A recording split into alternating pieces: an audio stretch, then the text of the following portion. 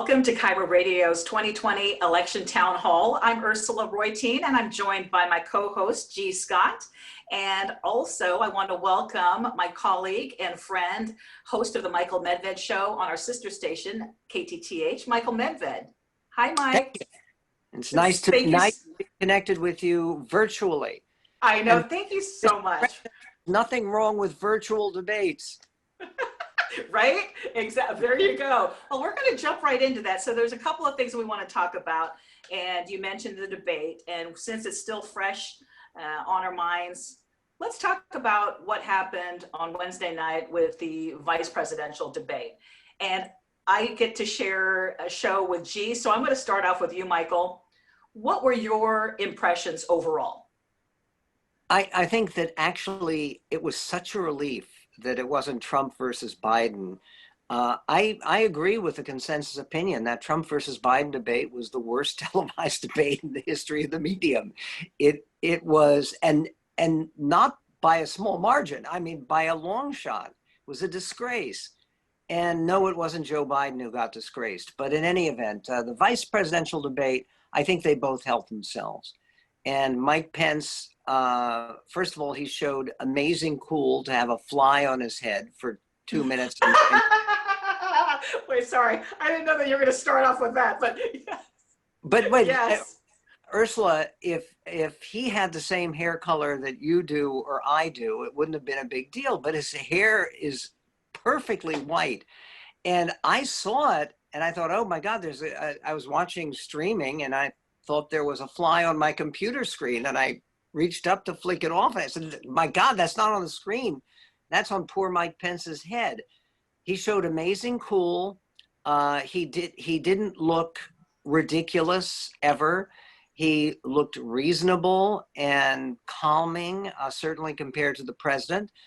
And he made a few outrageous arguments, but basically I think he looked credible and good. I don't think, Nora O'Donnell at CBS said he was magnificent, that it was masterful. She used those terms. It wasn't that good, but it was good. And Kamala Harris, who we've all watched, and I watched her in 5 different debates for the Democratic nomination. And she was not good at the format. She came across as edgy and a little bit phony and pre-programmed. She came across, I thought, wonderfully too. I mean, she seemed passionate and sincere and not scary.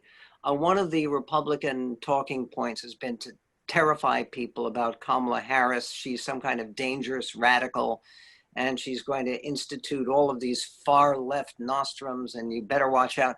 She sounded very reasonable and mainstream, as Pence did.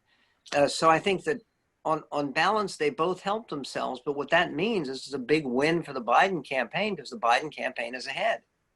So basically the Biden campaign, you feel going in had more to lose, essentially. Yeah. Yes, they do. And because right now this election does not look close. And you can look at the polling state by state. Unless something really turns around, it's not going to be a close election.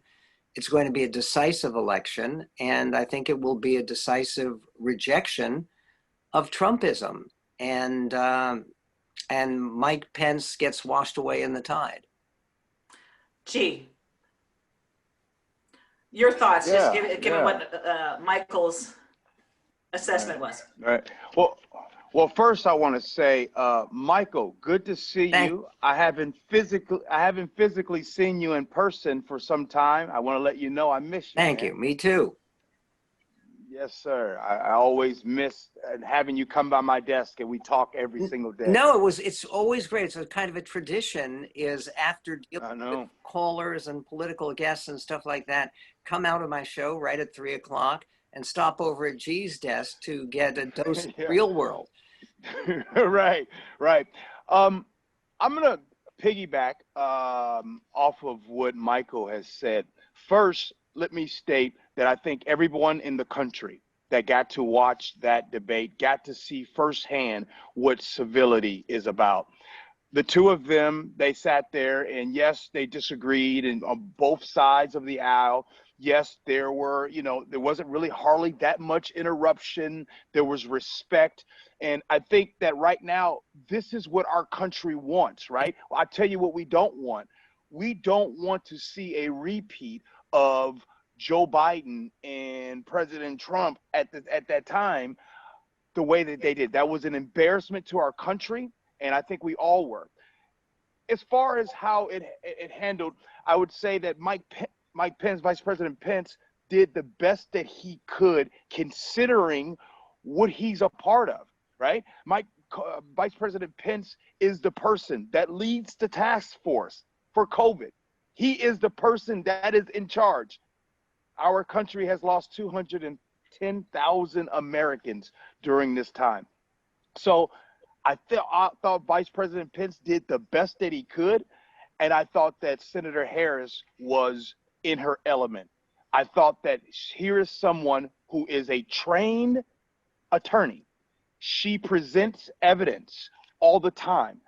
I thought before, when Senator Harris would come on to these debates, I thought that she was, and I don't know why, but I thought that she was trying to do too much, or if you will, talking too fast.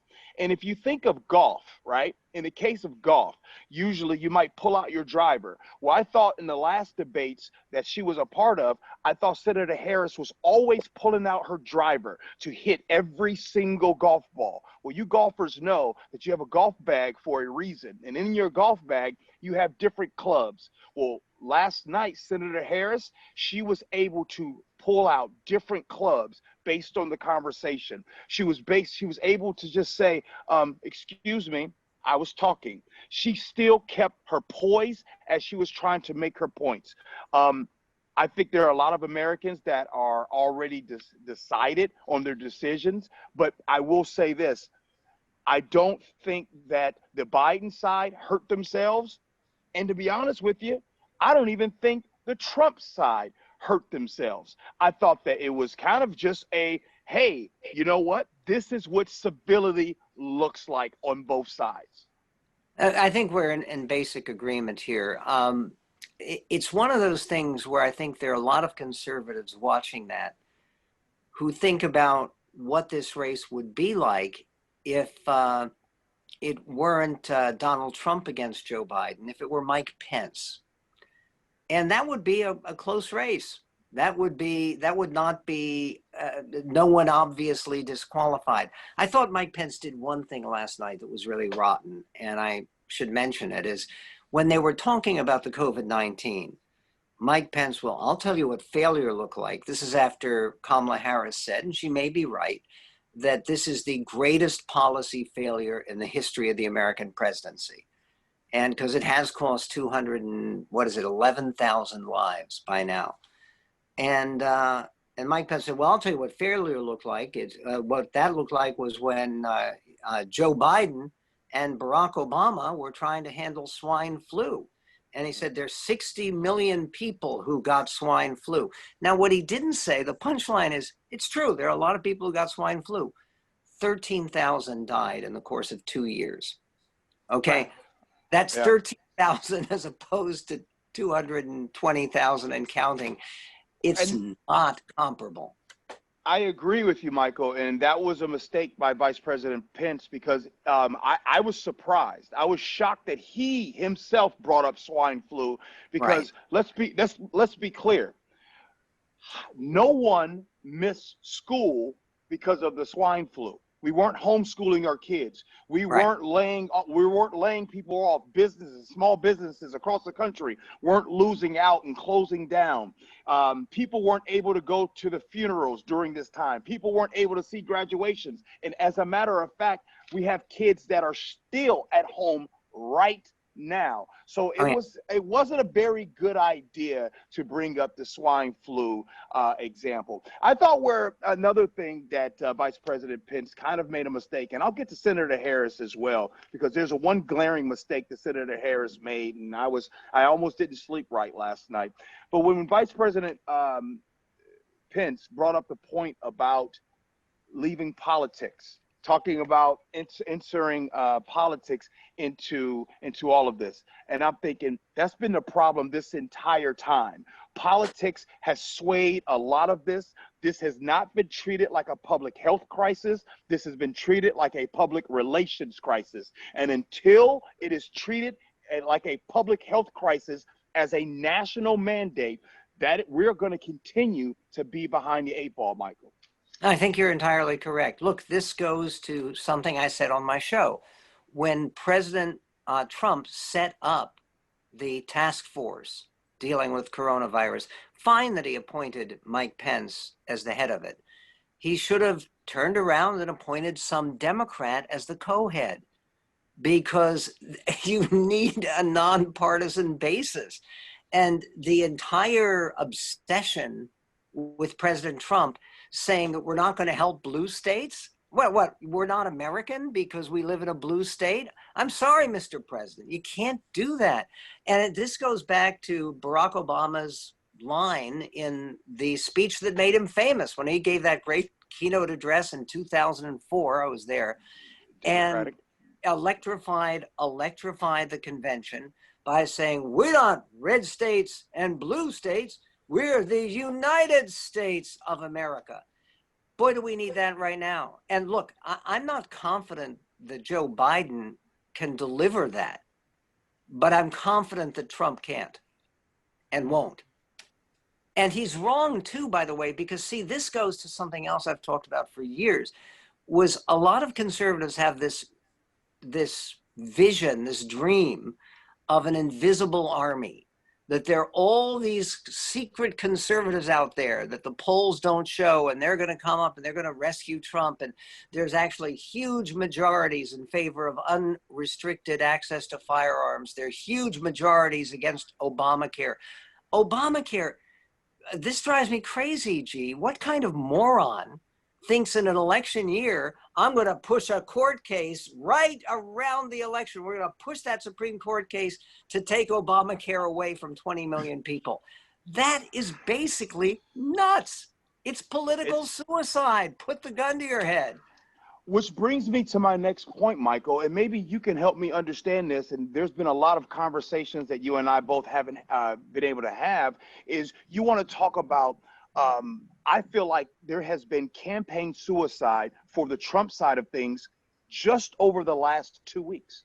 Oh, and what I mean, just over the last 2 weeks, it's almost like you cannot make this up. And which brings me to the point of what happened with Senator Harris.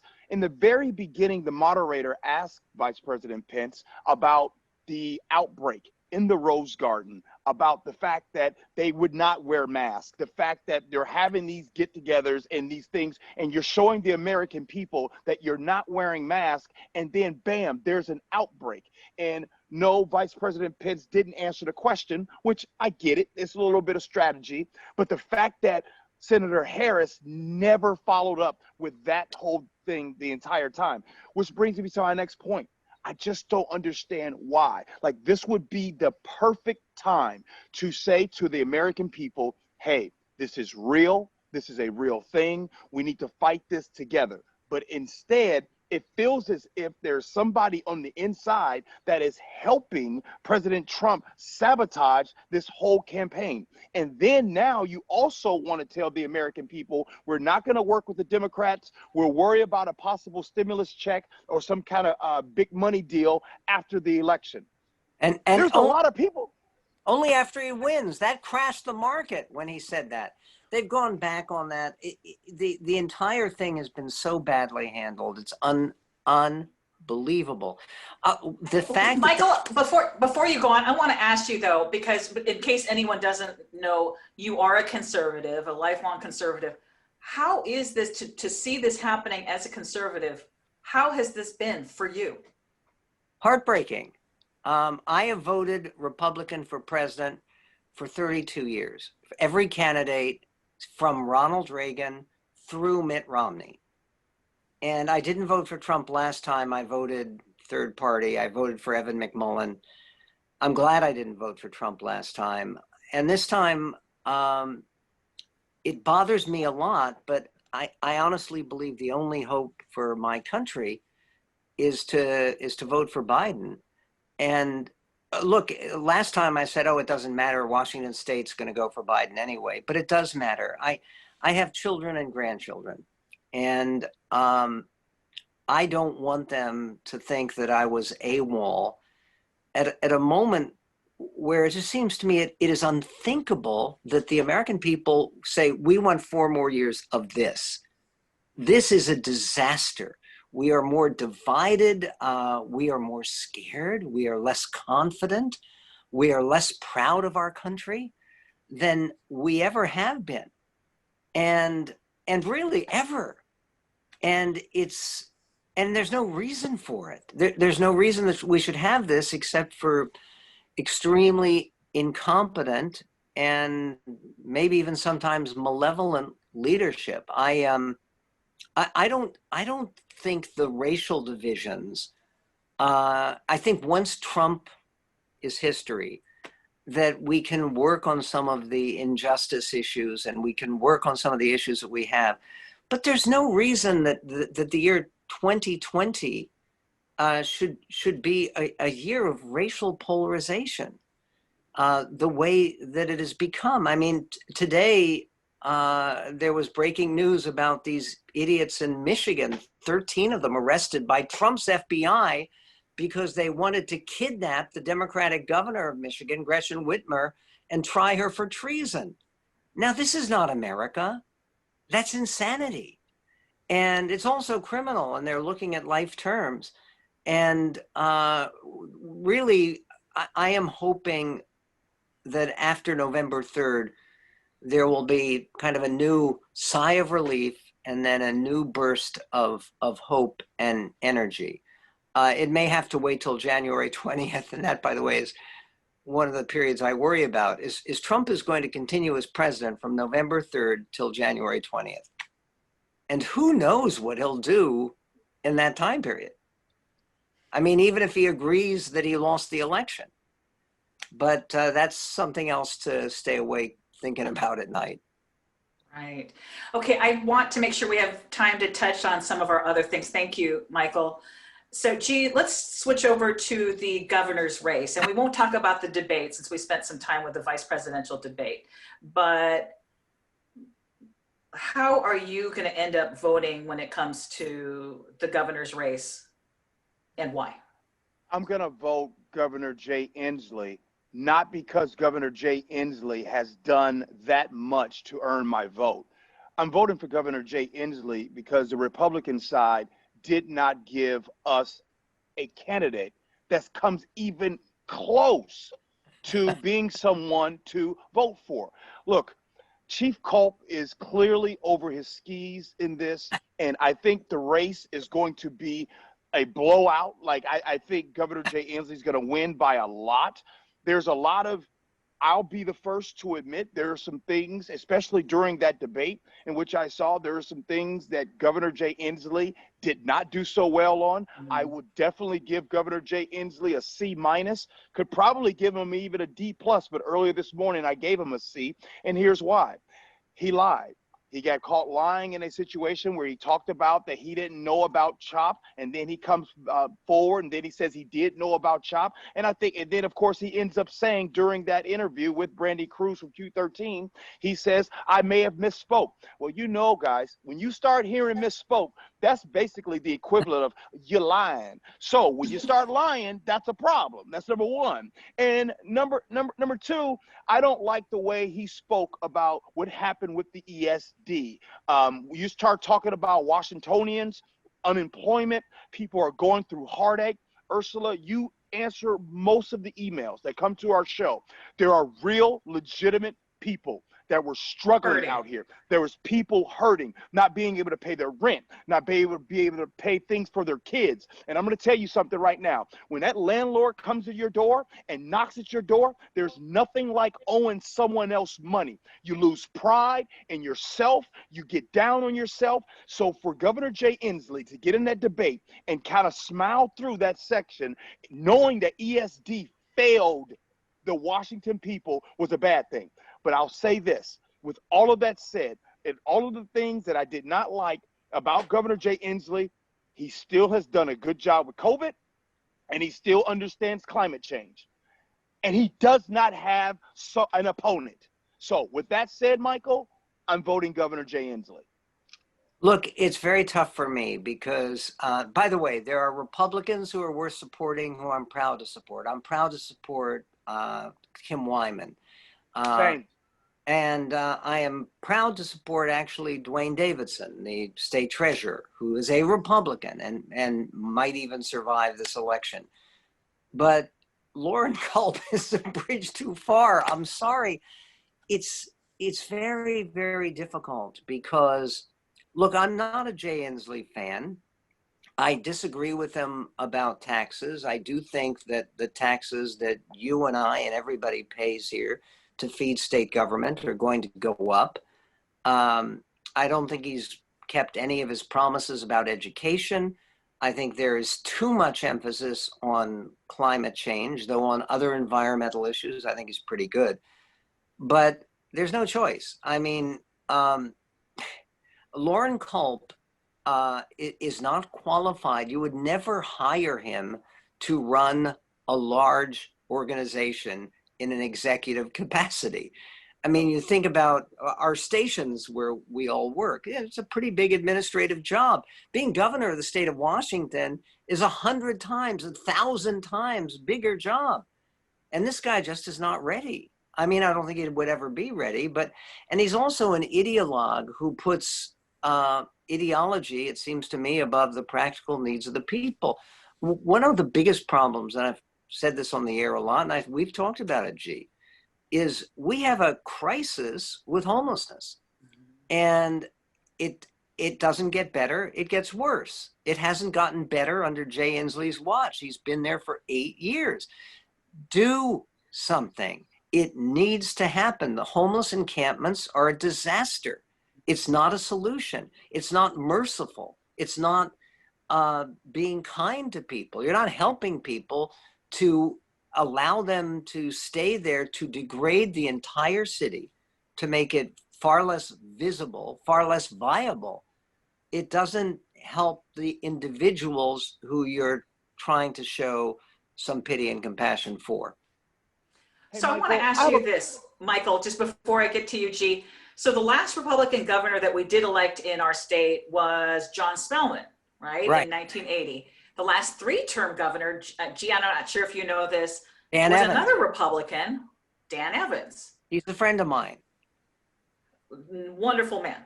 Both were considered moderates, right? So will it take another moderate Republican to lead the state? Yes. The American political tradition is a political tradition of great moderates. Every successful president, without exception, has been at his core a moderate. That's true of Ronald Reagan. It's true of Barack Obama, who was a successful president. Certainly true of Bill Clinton. And basically, Lincoln was the ultimate moderate. He got the Republican nomination in 1860 because he was considered to be the kind of guy who was going to play it up the middle and might have a chance of holding the country together.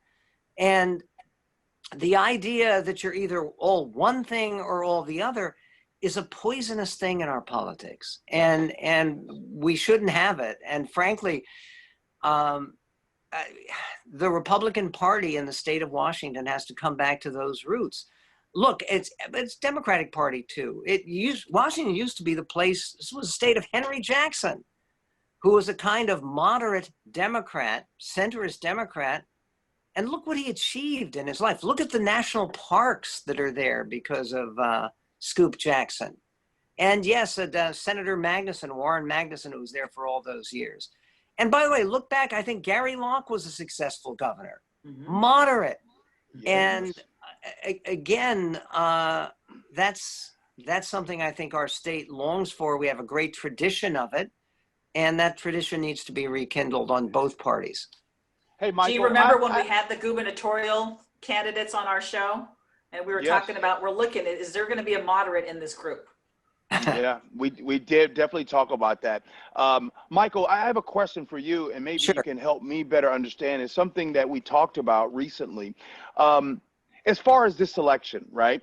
Do you think that the reason why there was not a the representative for the Republican Party is now Chief Culp. And do you think that is because that some really didn't want to jump into this arena because they knew they would have to answer for our president, President Trump? What do you think to that? No, I think what it was is there were just so many candidates. This happened once before. When I first moved to the state, we moved to the state in time for the election of 1996. And there was a very nice lady who was completely unelectable named Ellen Craswell. You remember her, Senator Craswell? Yes. She was Yes. the Republican nominee in 1996, and she was running against all kinds of people who were Norm Mailing and Dale Foreman and people who would have been credible Republicans and could have won. And Ellen Craswell, I think she had 18% of the primary vote, and with like 5, Pam Roach was running that year too. When they had 5 major candidates, she won. And that's what happened with Loren Culp. Is I couldn't even believe it, because his big issue is he won't enforce a law saying that 18-year-olds are not allowed to buy a semi-automatic rifle. This is his big motivating issue, and he's opposed to masks. Again, it's embarrassing, and it's very sad for the Republican Party. And by the way, that's one of the reasons I have decided I'm going to be writing in Josh Freed for lieutenant governor. And that's even though I think Denny Heck is a decent guy. But I think that for the sake of balance in Olympia, and given the fact that that the 2 Democrats who are on the ballot For lieutenant governor. Can very likely split that vote, I think there's some chance that Josh Freed could win, and I think he'd be the kind of more centrist Democrat. He hasn't been very clear on President Trump, but the more centrist Republican, who could actually bring some needed balance to Olympia. Well, just to piggyback on that real quick. So you think there's a high likelihood that if it were to be a Biden administration, that Governor Inslee would jump at an opportunity if it were offered? He says he won't. Right. Yeah, but I think he would. I think if he were offered Secretary of the Interior, sure, he'd take it. And again, Biden could probably make worse appointments, probably will make worse, but who knows? And this is one of those things where, frankly, if it's Denny Heck, who is elected lieutenant governor, or Joshua Freed, I think that's a good outcome. Those are 2 moderates, basically. Yeah. 2 moderates, 1 moderate Democrat, 1 moderate Republican. Exactly, and the point here is, I kind of get the impression that Jay Inslee is a little bit tired of being governor. I mean, 3 terms is a lot.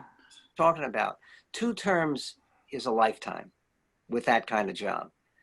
And see, and that's the other problem. It's the same kind of problem Trump administration has. Have you heard anything about the Republicans in DC and with the Trump administration about their new plans for the 2nd term? No, it's going to be keeping America great. We're just going to keep doing the wonderful things we've done. And I think that's a little bit the case with Jay Inslee too. Okay, what's going to be new and different and exciting and better about the 3rd term? Mm-hmm. Does anyone know? No. And I'm with you, Michael. That's what I've been saying. That's why I even put it out there on Twitter. I was highly disappointed, and I wanted to ask the Republican Party, is this really the best candidate? Look, I'm going to say this. This doesn't help the state of Washington. No. This should have been an opportunity to put a good candidate out there to actually have a new idea. And maybe, and just maybe, if there was a candidate, then Governor Jay Inslee would actually have to be forced to come up with some new plans. But at this time, you saw the debate. Right. I saw the debate. It looked like Governor Jay Inslee looked like me at the gym. Didn't hardly warm up. Didn't really take it serious. I'm gonna be in and out of here real fast. and I got things to do. That was the vibe yesterday. Well, again, and the sad thing is we've had some really outstanding Republican candidates recently. Bill Bryant was a great candidate. Rob McKenna was Rob McKenna. Yeah. Yes, Rob McKenna would have been great. So close. Dino Rossi was a great candidate both times. These guys would have made very good governors. I was proud to support them. And again, it's look, too many candidates in a primary can lead to all kinds of strange outcomes. And what did he won, Loren Culp, with like 11% of the votes, something like that? I think it might have been a little bit higher, but it was I think split it was like 5 16. ways, basically. Yeah. Yeah, it was split 5 ways. 50% of the vote means that 85% of voters in the state of Washington did not support him. And I, by the way, I don't know how much better than that 15% he's going to do now. He's actually gaining a little bit more. I'm guessing in the 30s, probably, if not 40%. But and he had. What would you call, Ursula? What would you call for Trump? Trump had 38% 4 years ago, which is pathetic. What do you see this time? He's not going to carry the state. Oh, here in Washington? No, yeah. It's going to be in the low 30s. Low 30s, probably. Yeah. Okay, I want to switch. We'll just hit one more because this has been such a fun conversation, but we're going on 45 minutes. Okay, let's talk about Referendum 90. So if anyone doesn't know what that is, it will determine whether our comprehensive sex education bill will become law. And will that be taught in the classroom? So this has been a highly contentious subject, as both of you know. Very vocal opponents who think that the material will be inappropriate. They don't want kids to be sexualized at a young age. And then supporters say the law would require public schools to teach accurate and medically appropriate, and parents could opt out. So the question, G, we've lost Michael here briefly. No, oh, there we go. Okay, so G, where do you stand on this issue? If you vote in favor of Referendum 90, you are saying yes to sex ed. I'm going to vote yes on Referendum 90. First, I want to set some parameters first before I dig deep into my opinion on it. And Michael, don't worry, I'll go fast. No problem. I want to say that both sides, okay? Both sides, whether you are for it or against it, I truly believe both sides, we all want healthy and safe kids. It's really important to say that because I don't want people to feel a certain type of way, because I think the goal is that we all love our children or other people's children. So let's be clear about that. Number two is this is something that's you can opt out of. Parents, you have the opportunity to not have your child in this situation. You can opt out of that. And the reason why I think it is truly important is because of this. I think it's important because there's so many things that our children don't get right. As a matter of fact, there's so many things that when we were children, did not get right. I don't know about you guys, but the birds and the bees, my conversation went as long as my 8th grade year. My mom put a box of condoms in my underwear drawer. That was it. She didn't talk about it or anything. So, and I know that there's a lot of my friends that we've talked about this, and that how we learn about sexual things and how we learn about body parts usually comes from not the best situations. And so I'm thinking about outside influences, sexual relationships. I'm thinking about sexual violence. I'm thinking about affirmative consent, all of those things that are really important. And I do think that there is a possibility that if done right can really help children. You start talking about sexually transmitted diseases and men, young boys and young girls understanding no means no, parts of your body. And I just think that that is a positive thing. Again, I want to repeat, these are still things that parents have the opportunity to opt out of. So this is a case about two sides. One side believes that local control to deliver like this kind of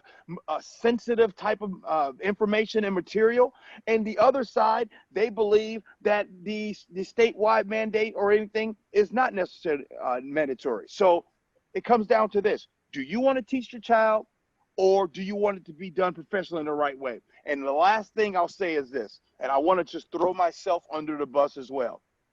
I did a terrible job talking about this with my own sons. Why? Because nobody really talked about it with me, and I don't even know the proper way to talk about it. And so people can say like, hey, well, you need to say this. Well, I can grab books or I can take opinions, but I think all of this is subjective and it's all different types of opinions. So Michael, I'm going yes on referendum 90. And I'm voting no, and a strong no. And I'll tell you why. First of all, I appreciate what you said about your children. I fortunately didn't have to worry about that. I have a wife who's a clinical psychologist who, has her PhD, and she, especially since our two oldest children are girls, it's just, Diane, you do it. And I found it so embarrassing, even the thought of talking to my daughters about this stuff, that it just, no. In any event, and our kids are fine. I went to public schools all the way from first grade right through high school, and I remember my sex education, which was when I was in sixth grade, is when they did it in California public schools. And it was good. They conveyed really sensitive information and scientific information in a way that was interesting, and it was useful, and it was important. And I went home and talked about it with my parents, and oh, this is how this works, and that was actually a pretty good experience. My problem with Proposition 90 is kindergarten. This mandates K through 6 and then onward. There is no reason that kindergartners need to be sensitized unless a local school system decides on it.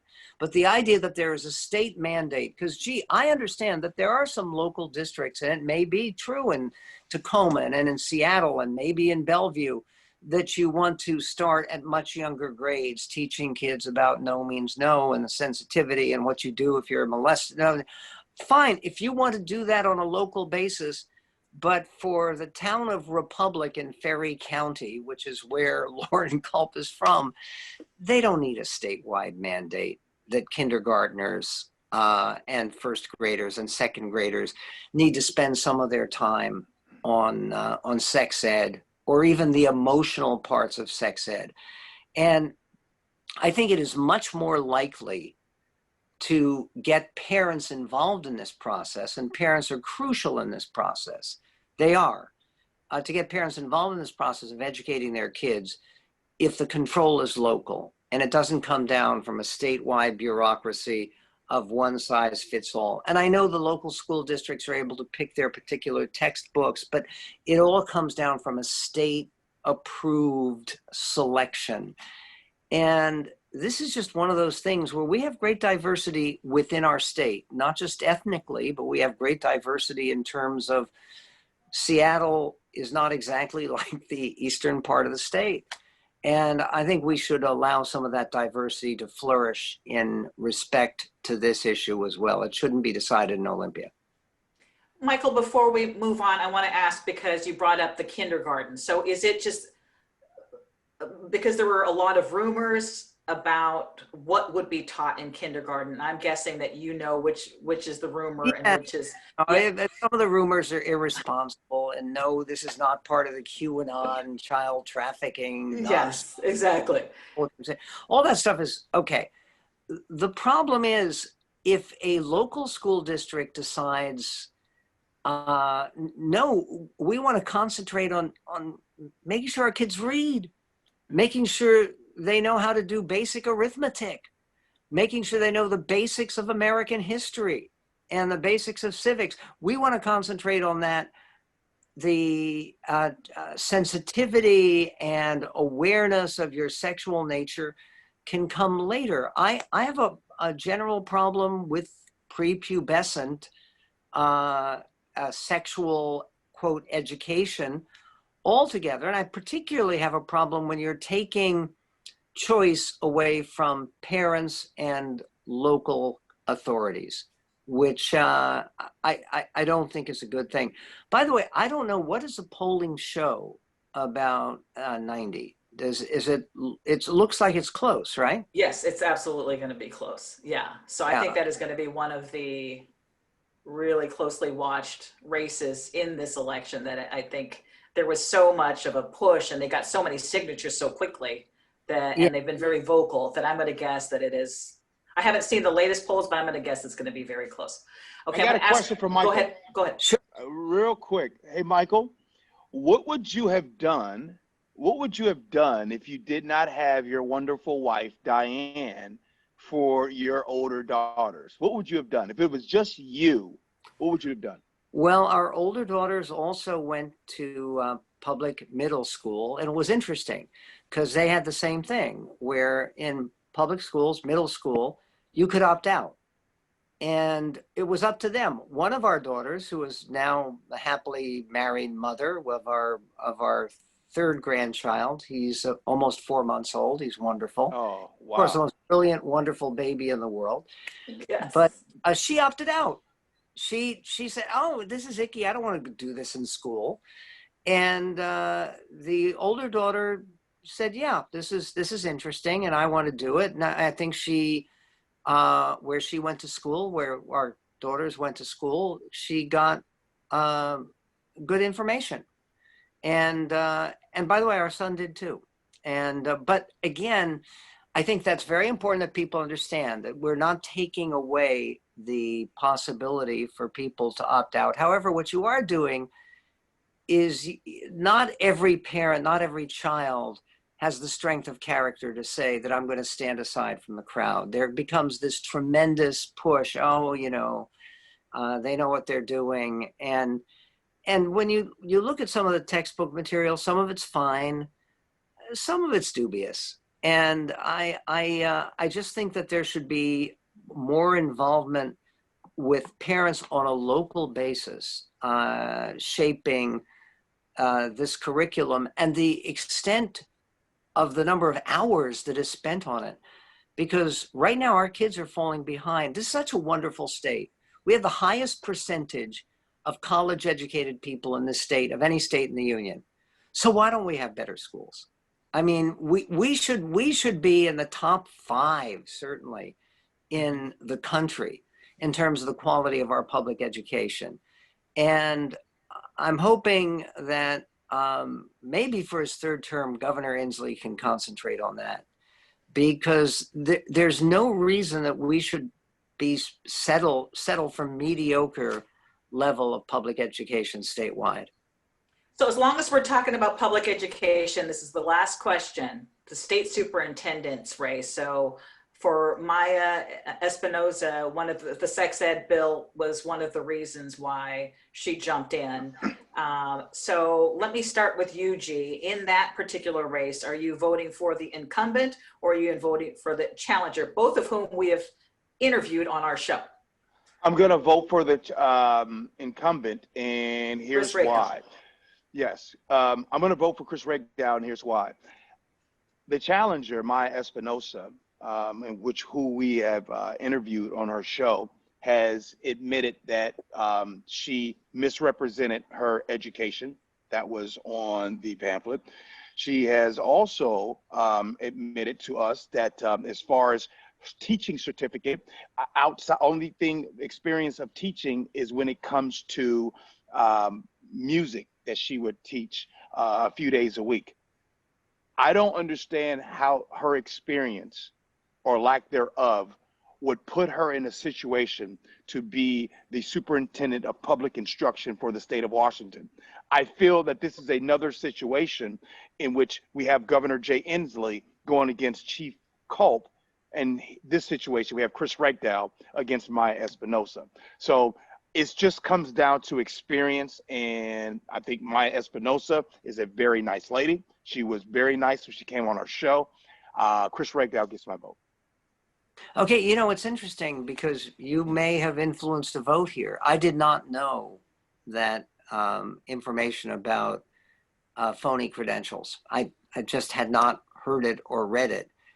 But it's very serious. If you are going to be responsible for educating our children, but you don't tell the truth about yourself to the voters who you're facing. And again, two of our— Michael, just real quick though, because you're just hearing this for the first time. Specifically what it was is that she said she had a master's of education and she is not quite done with it. She is pursuing it, but as of the publication, she had not received that yet. And then the other falsehood was that she said her organization is a nonprofit when in fact it's not. But does she have teaching experience with her master's in education? Almost. She told us she was it music teacher? Music teacher. Yeah, I think like very part-time, like but did not have 2 days a week. But does not have a teaching certificate. Yeah. Well, look, two of our children, our two oldest children, our two girls, are both teachers, and both of whom actually they have 3 master's degrees between the two of them, and teaching serious stuff. And this is one of those races where, with everything else, I have not looked into it as closely. My tendency was, because she was talking about a more traditional approach to a lot of these issues, was to vote for Maya Espinosa. And she does seem like she speaks well. She is a good communicator and seems sincere in her desire to help the kids of the state. But this obviously bears further investigation from me. And I just don't know. And I appreciate, this is see why KIRO provides a valuable public service, because it keeps even people who try to be informed better informed about some of these down ballot races. And that's an important one. That's a crucial one. Yeah. Well, Absolutely. I want to be clear on something, Michael. Of the thousands of conversations that we've had, this is probably the first time that I've ever been in front of you on a topic. So you're usually the one that's giving me all the information. So No. I just want to let you know that, brother. No, I appreciate it. This is it is terrific. Look, there is so much that we're all waiting for the end of the pandemic, and frankly, a lot of us waiting for the end of the Trump administration. And there are a lot of fresh starts that I think we have to make statewide, we have to make locally, and certainly we have to make nationally. And let's hope that with a new year, there will be less weird times. Don't you have the sense, after all these months, that sort of the hand of history is like just pressing down on us? Yes. And I'm kind of tired of that feeling. I don't know about you. We're exhausted. And we talk about it every single day on our show. And one of the things that we want to talk about tomorrow is, where do we go from here to unite our country? No matter what happens in November, how do we, I honestly think we have hit a rock bottom. As cliche as that, I don't think we can go any lower. And I think people on all parts of the political spectrum are saying, enough. We can't do this anymore. I think we're still hearing from a very vocal minority. And that's in my heart, that I hope that is the truth. I hope we just move forward from here. Amen to that. The one thing I would say is, what scares me is, again, there's a period, and it's more than 2 months. It's between November 3rd and January 20th. So it's 2.5 months. Donald Trump is still president. And I think he is extremely unpredictable. I think he's a bit unhinged, and maybe even more so after his bout with illness. And what I hope for is an election that has a clear result, that isn't contested, that doesn't lead to fighting in the streets, that doesn't lead to civic unrest. And one of the things that President Biden can do, if he is elected president, is make sure he appoints some people from the other side to his cabinet, maybe even to his White House staff, because he does have a surprising amount, as Senator Harris made clear at the debate, he has a surprising amount of Republican support and people who want the Republican Party to play a more constructive and accommodating role in our national life. G, any final thoughts before we wrap up? You know, when I was younger and I was tasked with cleaning the kitchen and sweeping, I was the master at sweeping things under the rug. And from time to time, my mom would come in and she'd look up under that rug and she'd see all the stuff that's been swept under for so long. And I think what our country's going through is, over the last, especially in 2020, outside of this public health crisis that we are going through, this pandemic, I think America has lifted the rug up, and we have seen so many things up under there, so many conversations, so many systems that have been put in place, and so many people who have written our show, Ursula, and they say things like, I'm in my 70s, I never knew. I'm in my 50s, I never knew. I've been talking about this for so long and I never knew. And call me someone who maybe watched a lot of feel-good movies, especially in the 80s. There was a lot of feel-good movies, and there was always, at the very end, the guy gets the gal or the gal gets the guy, and they go live happily ever after. Call me crazy, but I truly believe that we are going to strive to be better as a country. The thing is that even if you do call me crazy, that's the way I think. I've always been a fighter my entire life. I've never given up. And I don't think most people in this country are gonna give up. You wanna know why? Because you're still here. You ain't going anywhere. So we're not going anywhere. We're still living. We got kids, we got grandkids on the way and all that coming. So with that being said, you can't give up. We gotta fight, we gotta work together. Blacks, whites, Republicans, Democrats, left, right. At the end of the day, we're gonna have to strive for a happily ever after. Amen, I vote for you. Love it. Hey, my guy, my guy. This is launching the campaign for 2022. I'm not sure for what, but my man. Well, he's down in Tacoma now. Thank you both. Thank you, Michael. And thank you, G. Thank you. Both of you for being part of our town hall. And always remember that you can hear G and myself on the G and Ursula show from 9 to noon. And you can hear Michael on the Michael Medved show on KTTH 770 from noon to 3. I really appreciate you both.